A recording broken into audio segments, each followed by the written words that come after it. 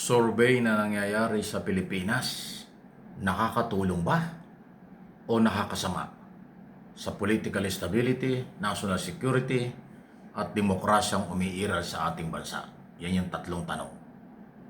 Kasi pinagdududahan at nakakaduda talaga yung iba na mga survey. Bakit nagiging number 1 or mas mataas ang survey result dun sa mga kaduda-duda ang mga sinasabi, ginagawa. Yung sabihin natin kulang ang nagagawa, siya pa yung mataas ang survey. Yung mga magagaling, masisipag, nagtatrabaho, at kaya ang alam ang ginagawa, bakit mahina sa survey? Yun po yung malungkot yan. Ngayon kung nagiging propaganda lang, for publicity, panlin lang ang resulta, yan po yung nakakasira sa political stability.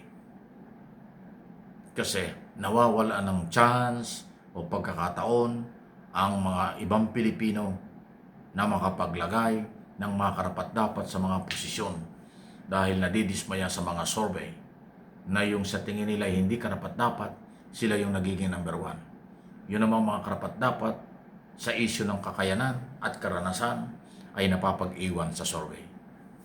Nagiging conditioning ho ang dating, kinukondisyon. Although wala akong batas na pwedeng ipagbawal ang survey. Dahil kadalasan gumagawa nito mga non-government organization o pribadong sektor.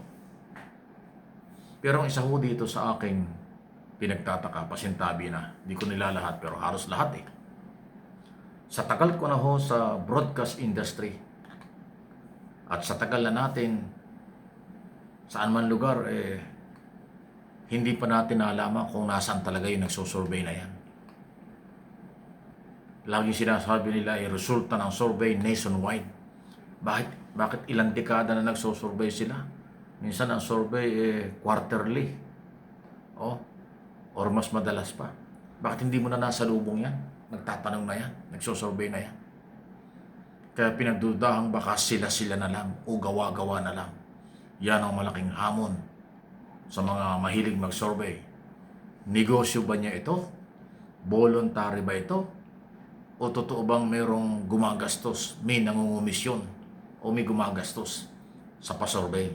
At yung gumagastos ang posibleng nabibigyan ng pabor. Yan ang hindi maganda. Nakataya dyan ang national security ng bansa, political stability, at development ng bansa, at siyempre, yung kalayaan. Mawawala ang kalayaan ng mga taong pumili ng mga karapat-dapat sa gobyerno kapag ang pinagbasihan ay survey, at yun ang binibigyan ng pagkakataon. Yung matatalino at may kakayanan nawawala ng pagkakataon kasi hindi nasusurvey. Yun ang masakit. So, muli, pasintabi na sa mga nagsosurvey, negosyo nyo yan, karapatan ninyo, pero meron na pong epektong nangyayari. Sana hindi ito lumala. Pero mukhang padami pa ng padami ang mga survey dahil malapit na yung 2022-2028 election. Dito lang ho sa impeachment trial ni Sara Duterte, lumalabas sa mga survey, mataas pa yung resulta ng survey kay Sara Duterte, samantala ang kanyang kaso ay betrayal of public trust at graft and corruption. Hindi ko sinabing guilty, pero napakabigat na akusasyon na hindi na ipapaliwanag from day one ng maayos. Iniiwasan pa yung mga investigasyon. Pati nga itong trial, hindi pa nagpapakita sa trial. Tapos mataas ang survey, ano yun? Hindi ba pang propaganda na ito? Hindi ba naglulukuhan na? Hindi ba naggagamitan na? Itong mga nagsosurvey, ano bang inyong personality? Kayo ba'y kaalyado ng mga pinapaboran nyo? Kayo ba'y neutral talaga? Kung sinasabi natin dapat maging neutral ang Senator Diaz, dapat maging neutral din ang mga nagsusurvey. Dahil kayo po ay nakaka-impluensya or malakas ang inyong impluensya sa kaisipan ng taong bayan. Meron kasi mga Pilipino, pasintabi na, hindi ko nila lahat. Doon nakatingin sa survey. Pag mataas ang rating, pagdating ng eleksyon, ibuboto na yun. Hindi niya alam kung ano ang kakayanan at ano ang kaalaman nung matataas ang survey result. Yun ang delikado. Isipin mo kung maglalagay ka ng presidente, vice president, o mga senador na Binoto mo dahil mataas ang survey, pero wala palang sapat na kaalaman at kakayanan. Doon na kahit nakataya ang national security at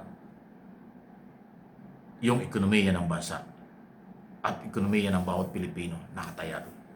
Hindi basta-basta po, lalo na sa pagiging presidential at vice president. Kasi, di ba, ang presidente, napakahalaga niyan.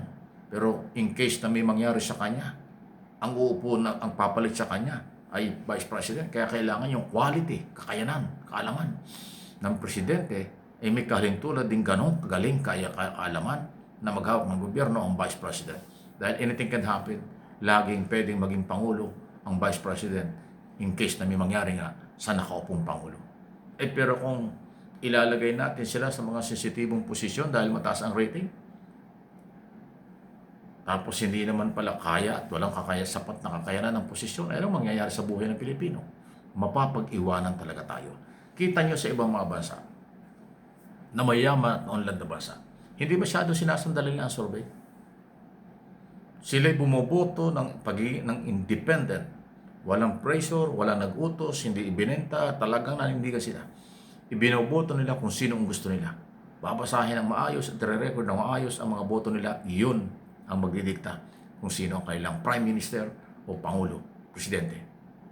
Hindi katulad din sa atin, before and during election, katakot-takot ng propaganda. Panlilinlang, pagkalituhan, dahil pinapalabas na sila ang malakas, sila ang magaling, sila ang karapat-dapat. Pero, pag tinignan mo man, hindi naman totoo. Nai-impluwensyahan tuloy yung matitinong botante. Nai-impluwensyahan tuloy yung Pilipinong gustong pumili ng karapat-dapat sa mga posisyon. Kaya ako po tinatalakay ito, hindi naman sa pakikialam, kasi importante ang malasakit sa bayan at sa bansa. Bago ang sarili, bago ang negosyo, bago ang kanilang mga personal and political interest. Kung itong mga nagsosurvey na ito ay kaalyado ng politiko, anong kredibilidad yan? Kung ito nagsosurvey na ito nababayaran pala ng mga nagpapasurvey, anong kredibilidad niya? Natural pag kung sino nagbayad, iyon ang papaboran. May usapan yan At nung araw pa, may bayad ang survey.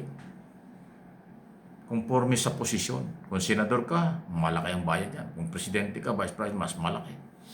Kung congressman ka o mayor, medyo mababa. So nagagamit, ibig sabihin. Hindi ko naman nila lahat. Maraming pagkakataon nagagamit, mga kaibigan, ang resulta ng survey sa anumang galawang pampolitika sa Pilipinas. Ngayon pa lang kahit anong survey, laging number 1 si Sara Duterte, pero wala namang ginawa kundi magbiyahe ng magbiyahe. Tapos yung presidenteng nakaupo na trabaho ng trabaho, mababa yung survey. Mabuti nila ang ginagawa ni Pangulong Marcos, wala siyang pakalam sa survey, trabaho lang siya ng trabaho. Yun namang isa, wala rin pakalam sa survey, biyahe lang ng biyahe. Anong klaseng survey yan? Gusto ng Pilipino yung biyahe ng biyahe, hindi nagtatrabaho. Tapos yung trabaho ng trabaho nandito sa Pilipinas, mababa ang survey. Ayaw ng mga Pilipino yun. Yun ang isa sa kaduda-duda.